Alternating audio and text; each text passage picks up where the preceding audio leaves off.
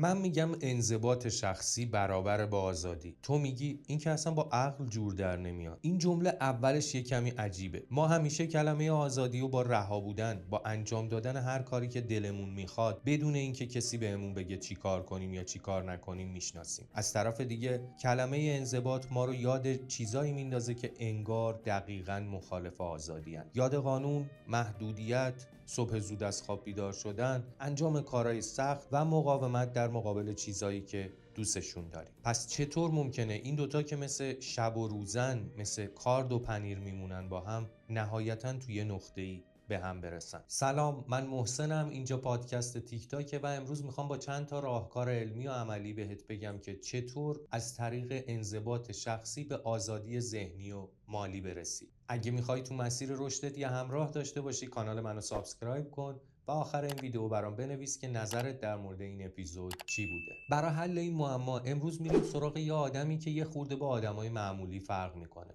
اون یه آدم معمولی نیست، چرا که سخت‌ترین آموزش‌های فیزیکی و ذهنی رو گذرونده. فلسفه این آدم هم از لای 4 تا کتاب بیرون نیومده. فلسفه اون، تئوری‌های اون دقیقاً از موقعیت‌هایی، از دل موقعیت‌هایی اومده بیرون که ما بهشون میگیم موقعیت‌های مرگ و زندگی. دقیقاً از وسط میدون جنگ. اون جمله‌ای هم که اول ویدیو گفتم، انضباط شخصی برابر آزادی، حرف من نیست، حرف جاکو ویلینکه. برای همینه که حرفای این آدم خیلی ساده به نظر میان اما خیلی تکون دهندن. چیزایی که بهمون شاید یادآوری بکنن که مسیری که ما انتخاب کردیم برای یه زندگی قدرتمند و آزاد ممکنه به کل یه مسیر اشتباه باشه. قبل هر کاری باید تعریف خودمون رو نسبت به کلمه انضباط دقیقش کنیم. اکثر مواقع ما انضباط رو با کلمه انگیزه اشتباه میگیریم تو تعریف. همین یه تله بزرگه که احتمالاً مداوما میفتیم توش و باعث میشه تو کارامون هی شکست بخوریم و هی شکست بخوریم. جاکو اصولی رو بهمون معرفی میکنه که به انضباط شخصی یه مسیری میده، یه شخصیتی میده.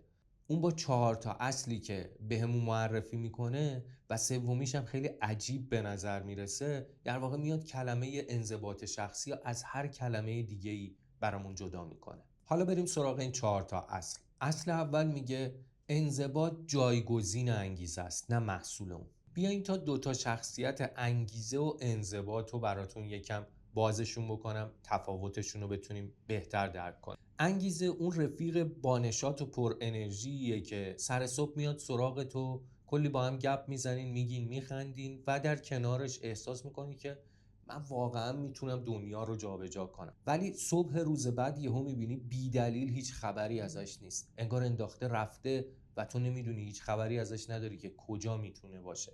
آقا یا خانوم انگیزه یهو دیگه تلفنشو جواب نمیده. خودمونی تر حرف بزنیم، روی یه همچین اسبی میشه شرط بست؟ به نظرت اصلا اسب برنده است؟ انگیزه دقیقاً همینه، یه حس خیلی فوق‌العاده ولی غیر قابل اعتماد. حالا بریم سراغ کلمه انضباط.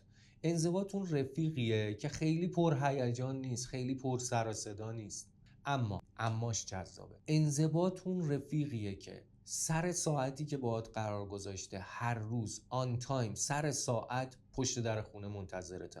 حالا چه تو سر حال باشی، چه حس و حال نداشته باشی، چه هوا ابری باشه، چه هوا آفتابی باشه. انضباط اون رفیق دقیق و آن تایمیه که هیچ وقت مولا درز کارش نمیره. انضباط یعنی انجام دادن کاری که به خودت قول دادی، فقط و فقط به خاطر اینکه به خودت قول دادی. اینجا فرمانده خودت تویی، نه احساسات درونیت. اصل دوم جاکو میگه اولین پیروزی روزت مهمترین پیروزیته. جاکو ویلینگ کلا روی چند دقیقه اول صبح یه تاکید ویژه‌ای داره که چه اتفاقی قراره بیفته. اون اولین جنگی که آدم از سر صبح باش مواجه میشه، جنگ با دکمه اسنوز ساعت میدونه. اون میگه وقتی ساعت رو کوک کردی، اول صبح 2 تا حالت برات پیش میاد، 2 تا صدا تو سرت میپیچه. وقتی شروع میکنه به زنگ زدن ساعتت، صدای اول بهت میگه یالا دیگه پاشو، تو برای امروز یه برنامه‌ای داری، یه کارایی رو باید انجام بدی، بهتره که سریعتر از جات بلند شی. صدای دوم که خیلی گرم و نرمتر هم هست، خیلی حس بهتری انگار بهت هم میده، بهت میگه بابا حالا 5 دقیقه کاریش نمیکنه، بخواب 5 دقیقه دیگه دوباره ساعت زنگ میزنه. اما اینجا چه اتفاقی میفته؟ وقتی تو به این صدا گوش میدی، این صدا دومیه، در واقع از همون لحظه اول جنگ اول صبح باختی. چرا؟ چون ممکنه یا دیر از جات بلند شی یا اصلا الانا بلند نشی. اتفاقی که میفته اینه تو با اولین شکستی که به قول جاکو ویلینک از این دکمه اسنوز ساعت خوردی اول صبح، در واقع داری لحن تو با روزت عوض میکنی. داری میگی من اینجوری شروعش کردم و احتمال خیلی زیاد تا آخر شب قراره با همین فرمونم بری. اما وقتی به اون صدا اولیه گوش میدی که یه صدای شق و رق ترتمیز بهت میگه پاشو یالا پاشو از جات، تو دقیقا مثل یه سرباز، جاکو اینو میگه مثل یه سرباز میمونی که از تختش سریع جدا میشه و میاد بیرون از تختش و به تمام وجودش یه اخبار و اطلاعاتی و انگار داره مخابره میکنه همون اول صبح.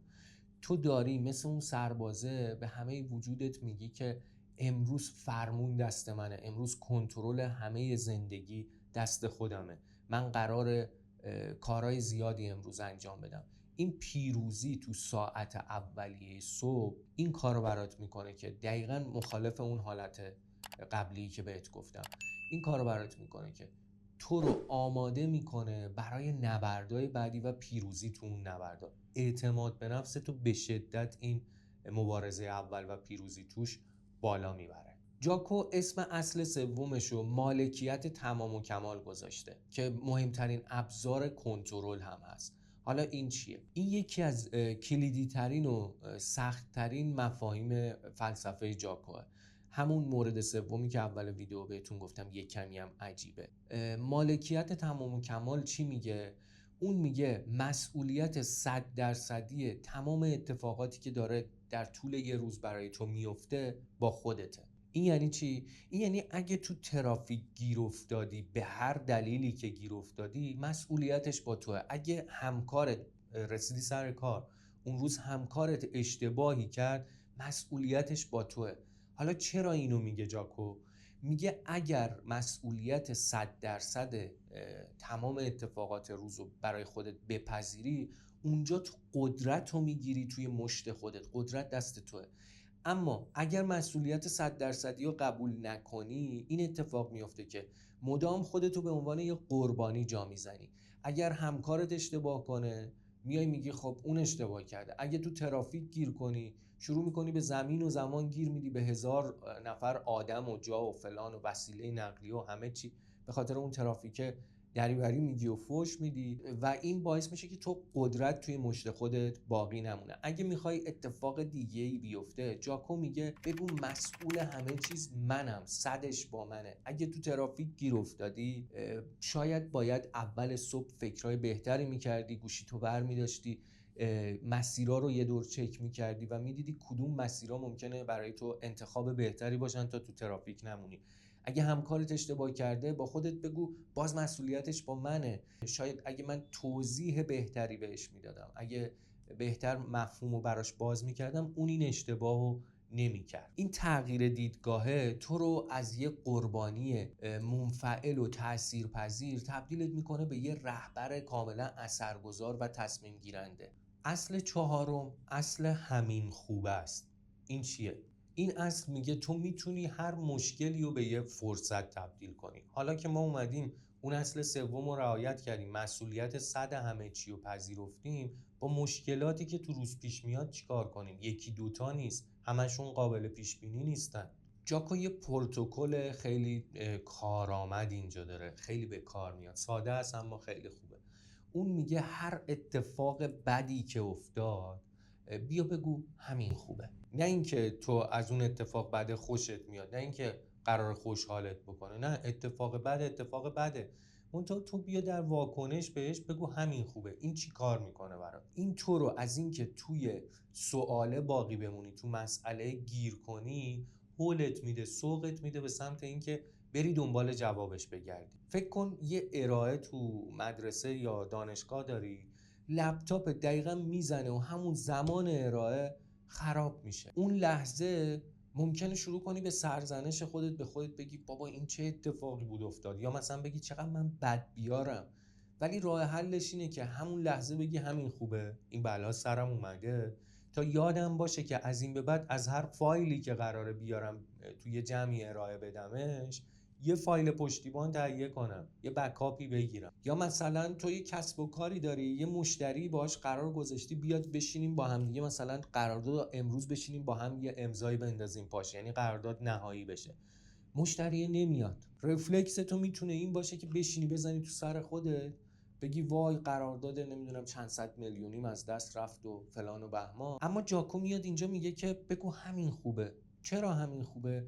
چون بهم آزادی ذهنی میده، بهم این فرصت رو میده، این زمان رو میده که به مشتریای بهتر و بزرگتری فکر کنم. شاید فرصت کنم حالا که این مشتری نیومد، بشینم به این فکر کنم که من میتونم این قراردادو مثلا به فلان دلایل مبلغش رو بالا ببرم، مشتری بهتری بیارم پای این قرارداد و بشینه و امضاش بکنه. این شکل فکر تو رو از واکنش پذیری و موندن تو حل مسئله، گیر کردن در واقع حل به حل اصلا نمیرسی، گیر کردن توی مسئله تو رو برمیداره، جابجات میکنه، میبره جایی که تو کنشگری و دنبال راه حل داری میگردی، راه حل‌های متفاوتی به ذهنت میرسه و احتمالاً فرصت میکنی با این آزادی که به خودت میدی بشینی خوب فکر کنی، بهترین راهو انتخاب کنی. این 4 تا اصله احتمالاً برای تو هم اینطوریه، بعد اینکه شنیدیش احساس میکنی که تو اصلا داری یه ور دیگه ای میری، این 4 تا اصل قراره تو رو یه جای دیگه ای بفرسته. دقیقاً همینطوریه، این 4 تا اصل در واقع مسیر تو رو تعیین میکنه، تو رو به یه نقطه دیگه ای قراره بفرسته. تا اینجا حرفایی که برات زدم در مورد انضباط و سختیاش بود. یه در واقع خونه خیلی محکم ساخته میشه با این انضباطه که عرق ریختن داره، سختی کشیدن داره، دست از خیلی از چیزایی که دوست داری کشیدن داره، اما یه پاداشی داره این کار، یه نتیجه‌ای داره که اکثر مردم دنبالشن. همه دور و بریات، دوست و رفیق و آشنا و فامیل و همه دنبال اون یک کلمه، آزادی. حالا بیا یه چند تا مثال دقیق‌تر، واقعی‌تر برات بزنم تا بهت بگم دقیقاً این انضباط شخصیه تو چه مسیری از آزادی میفته، چه آزادیایی رو قراره به تو هدیه بده، بهت جایزه بده. اولین آزادی که تو به دست میاری، من اونو به دست میارم با داشتن انضباط شخصی، آزادی مالیه. بی انضباطی مالی یعنی تسلیم شدن در مقابل اون وسوسه های آنی خرید، یعنی کار کردن به خاطر اون چندرغاز حقوق آخر ماه که نتیجهش چیه؟ نتیجهش یه استرس دائمیه، استرس این که یه سری اتفاق مالی ممکنه تو زندگی آدم توی ماه بیفته که آدم پیش بینیش نتونه بکنه، استرس این که ممکنه ماشینم خراب شه، خدایا من اون وقت باید چیکار بکنم، استرس این که یه شغلی که داری الان انجامش میدی و توشی تو رو تو خودش نگه داشته و داره روح و روانتو میخوره و نمیتونی از اون شغل جداشی چون به حقوقش احتیاج داری، به اون مبلغی که ماهیانه برات میریزن احتیاج داری. اینجا تو در واقع برده این سبک زندگی و اون فیشا و اون صورت حسابایی. اما انضباط مالی یعنی مدیریت هوشمندانه هزینه ها، به اضافه اینکه تو به شکل باثباتی بیای پسنداز کنی، منظم پسنداز داشته باشی که این بهت آزادی مالی میده. این انضباط مالیه میاد چیکار میکنه؟ بهت یه آزادی انتخاب میده، آزادی انتخاب این که اگه یه فرصت شغلی برات پیش اومد که احیانا حقوقش پایینتر بود ولی میدونستی که آینده بهتر و خوبتری داره، بتونی اون شغل رو انتخاب کنی. آزادی انتخاب اینجاست که بتونی بگی آقا من از شغل قبلیم شاید حقوقش هم بیشتر بوده جدا میشم به واسطه اینکه میخوام برم آینده بهتری رو به دست بیارم. تو این آزادی انتخاب رو با نظم مالی، انضباط شخصی تو مسائل مالی به خودت دادی. انضباط مالی بهت آزادی میده که اگه یه اتفاق بد مالی برات افتاد مجبور نباشی بری تموم زندگی تو به خاطرش زیر و رو بکنی. دومین مورد آزادی فیزیکیه. بی انضباطی فیزیکی یعنی انتخاب راحتی همین امروز به قیمت سلامتی فردات. کم تحرکی، هر چیزی میخوری، به فکر سلامت خودت نیستی، وزنت بالا رفته. این معنیش چی میتونه باشه؟ معنیش اینه تو دهه 4 یا 5 زندگیت از 4 تا پله نمیتونی بری بالا. همین 4 تا پله رو میری بالا، نفست میسوزه، مجبوری بری به دکتر بگی آقا من این اتفاق برام افتاده، زانو درد میگیری، برای اونم باید بری دکتر. اینجوری تو میشی برده دوا دکتر. اما انضباط تو ورزش و تغذیه یعنی اینکه سختی امروز رو بیای تحمل کنی تا نتیجه‌ای که میگیری اون آزادی فیزیکی تو آیندت باشه. آزادی اینکه بتونی تو سن بالاترت ساعت‌ها با بچه‌هات، با نوه‌هات بازی کنی، رو زمین بشینی باهاشون بازی کنی، ولی آخ نگی، بدنت نگه آی فلان جام درد گرفت، پات درد نگیره، کمرت درد نگیره، سر درد نگیری. اون آزادی رو بهت میده که تو مثلا دهه 6-7 زندگیت بدنت در اختیار تو باشه تا جهان رو بهتر تجربه کنی، بیشتر تجربهش کنی. نیاد صدت بشه، نیاد بشه اون بخشی از زندگیت بدنت که قرار جلوتو بگیره، قرار مانعت بشه. مورد سوم آزادی زمانیه. بی‌انضباطی زمانی یعنی همون تعلل کردن، همون پشت گوش انداختن و اهمال کاری. نتیجه بی‌انضباطی زمانی اینه که زمانی که مثلا روز جمعه نشستی، جمعه شب نشستی یه فیلمی انداختی که بشینی فیلم ببینی، لذت ببری از اون ساعتها، یه ابر سیاه و تیره و تار از استرس و غم میاد بالا سرت بابت اون چیزایی که پشت گوش انداختی. یه عذاب وجدانی هم همه جا تو دور و بر تو احاطه میکنه، مدام حس بد داری بابتش. رفتی یه فیلم ببینی، کیف کنی غروب جمعه، شب جمعه، ولی اتفاقی که برات افتاده اینه که مدام تو عذابی. اما انضباط زمانی یعنی اینکه کارهای مهم تو اولویتت باشن که بهت آرامش خاطر میده، ذهن تو هم آروم میکنه. آزادی اینکه وقتی ساعت کاریه تموم شد واقعا تموم شده باشه، بدون عذاب وجدان، بدون استرس، بدون هیچ غم و اندوهی، مستقیم بری سراغ خانواده‌ات، بری سراغ تفریحت، بری کیف کنی. نه اینکه بشینی قصه بخوری وای فلان کارم موند، وای فلان ساعت اون کاری که باید انجام میدادم و انجام ندادم، روز دوشنبه قرار بود اون کارو بکنم نکردم، روز شنبه قرار بود فلان کارو بکنم نکردم. وقتی که نظم داری، نظم زمانی داری، یه آرامش خاطر داری، همه چی اوکیه، همه چی میزون سر جای خودشه، تو هم وقت آزاد داری برای اینکه برسی به زندگی. و در نهایت مهمترین آرامش، آرامش ذهنیه. بی‌انضباطی ذهنی یعنی تو آدم احساسات و رفلکسای آنی خودت باشی. زود عصبانی میشی، زود از کوره در میری، زود ناامید میشی، خسته میشی و کنترل خودت هم از دست میدی. اما انضباط ذهنی یعنی تمرین برای کنترل اون واکنشایی که آنیت، تمرین برای کنترل احساساتمون، کنترل فکر و خیالامون. این تو رو از اون زندان ذهنت آزاد میکنه، تو رو از اون فکر و خیال آینده‌ای که ازش خبر نداری و نمیدونی میاره بیرون، تو رو از اون گذشته‌ای که بابتش ممکنه پشیمون باشی میکشدت بیرون. در واقع تو به یه صلح درونی با خودت میرسی. خب حرف زدن دیگه بسه. فلسفه جاکو ویلینگ فلسفه عمله، فلسفه حرف نیست. منم اینجا نمیخوام بگم که از فردا صبح برو 100 تا کار رو با هم انجام بده، این خودش یه جور بی‌انضباطیه. نه، میخوام مثل خود جاکو، مثل یه سرباز درست درمون، خیلی هوشمندانه بیاییم و به این فکر کنیم که ما میخوایم یه سنگر رو فتح کنیم و بریم برای گرفتنش. قدم اول آماده شدن برای نبرد از شب قبله. یه جنگی وقتی شروع میشه، اون جنگ همون لحظه شروع نشده، از شب قبلش شروع شده. این یعنی چی؟ این یعنی اینکه بیا 10 دقیقه قبل اینکه بخوابی کارهایی که فردا باید بکنی و الان انجام بده.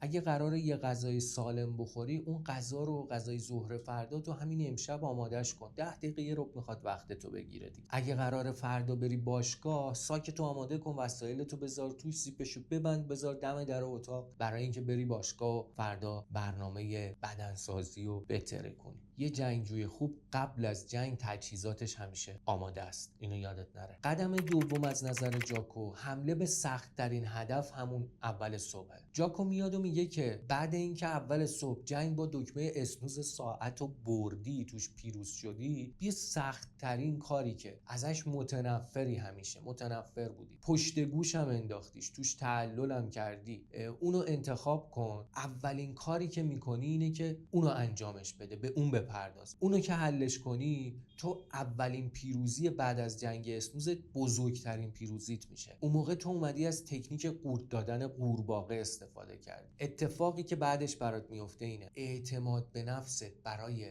انجام کارهای دیگه روزانت، کارهای بعدی کلی بالا میره. تو سخت‌ترینش رو انجام دادی، بقیه که دیگه قرار نیست از این سخت‌تر باشن، پس از پسشون برمیای. قدم سوم اینه که روی ثبات تمرکز کنی، نه رو شدت. این یعنی چی؟ نیازی نیست تو بری تو باشگاه هر روز تموم وسیله‌های باشگاه رو درو کنی. برو 10 دقیقه ورزش کن، با 2 تا وسیله ورزش کن. مثلا چه میدونم شکم داری یه خورده مثل خود من، برو تمرینای شکمی کن برای اینکه عضله‌های شکمت یه خورده کش بیان، انعطاف پیدا کنن و احیانا یه خورده وزنت هم پایین بیاد. اما به خودت قول بده فردا همون 10 دقیقه رو تکرار کنی، روز بعدش هم اون 10 دقیقه رو تکرار کنی. ببین انضباط یه مسابقه 2 سرعت نیست که بری سریعتر اول شی، نه، اون مثل یه 2 ماراتون میمونه، آهسته و پیوسته. یادت نره که ثبات و تداوم هر غول بیشاخ و دمی رو شکست میده. تو فقط هر روز با برنامه تو میدون حاضر شو، آزادی پشت دره. تیک تاک، یه تیک سبز کنار هدفات، دنبالش کن.